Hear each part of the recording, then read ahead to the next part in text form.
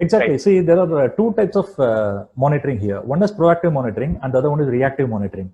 Right. Proactive monitoring is before anything happens, we'll have to do something, and reactive monitoring is after the damage. After the And damage. How do you react after to the it? damage, Correct. exactly. Like a Vizag leakage is a reactive thing, and our Bhopal tragedy is a reactive thing. Chernobyl is Reactive. a reactive thing. Despite making all the proactive arrangements in Chernobyl, the things have happened. But one thing what we can easily compare is the Chernobyl damage is there was a damage, and after that Fukushima atomic power plant there was a damage. But compared to Chernobyl and Fukushima, Fukushima is not as worst as Chernobyl because of various Okay. control measures which have been implemented. The same way, Okay. probably the Bhopal also, 1986, Hmm. that MIC, methyl isocyanate gas came out. So it could have been easily avoided. There was a maintenance issue and there is a sequence of process. In all these plants or infrastructure manufacturing areas, there is one theory called Murphy's Law. Murphy's Law, Murphy's you law. know pretty well. Yeah, Murphy's Law is you might be having various defensive barriers in the organization. Everything will be working paka. But ultimately, there is a chance of one single barrier failing.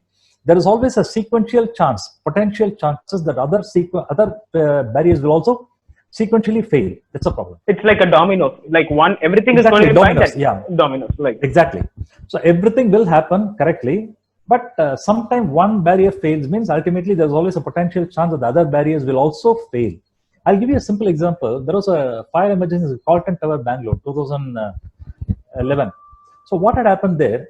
One person saw the fire. He did not know how to operate the fire extinguisher. The first barrier failed.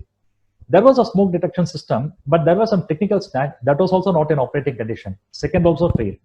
And the one and only hydraulic platform, the evacuation chamber for Bangalore Metro, got caught in the traffic jam at Hebbal. So you know pretty okay. well about the Bangalore traffic jam. It was a bumper to bumper. It could not come on time, despite starting from the origin on the right time. And there were about 10 to 15 fire engines were rushed up to the spot, but they were able to reach the area, but they were not able to go closer to the building because The of traffic spot. jam. Right. Right. Exactly. So these are the major issue. 1, 2, 3, 4, 5. Everything failed, and ultimately they Right. could not do anything. There were some fatalities. Right. So in all these cases, the problems are because it's all happening only because of panic.